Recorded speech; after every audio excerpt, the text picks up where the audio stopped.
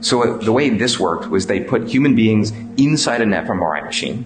They had them look at images and figure out what the patterns are, like translate from image to brain patterns. And then, of course, they would hide the image. So this is a image of a giraffe that the computer has never seen. It's only looking at the fMRI data, and this is what the computer thinks the human is seeing.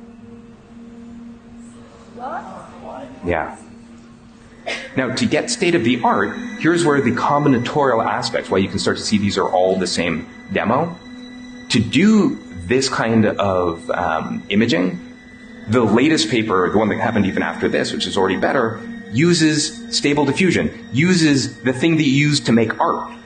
Like, what should a thing that you use to make art have anything to do with reading your brain? But of course, it goes further. So in this one, they said, can they understand the inner monologue, the things you're saying to yourself in your own mind? Mind you, by the way, when you dream, like your visual cortex runs in reverse, so your dreams are no longer safe.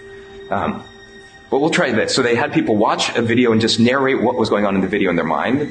So there's a woman, she gets hit in the back, she falls over. This is what the computer reconstructed the person thinking. See a girl, looks just like me, get hit in the back, and then she is knocked off.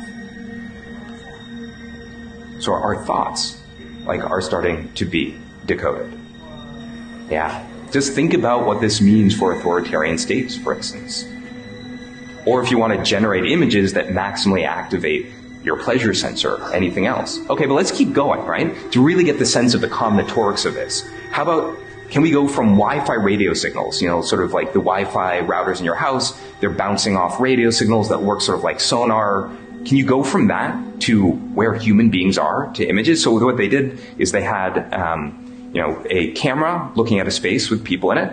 That's sort of like coming in from one eye. The other eye is the radio signals, so sonar from the Wi-Fi router.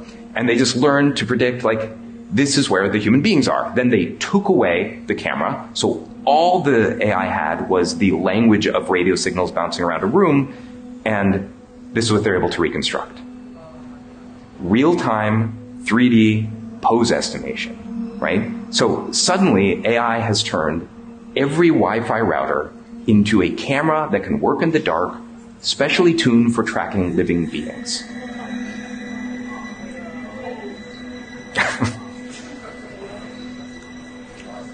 But, luckily, that would require hacking Wi-Fi routers to be able to, do something with that. But how about this? Computer code, that's just a type of language. So you can say, and this is a real example that I tried, GPT, find me a security vulnerability, then write some code to exploit it.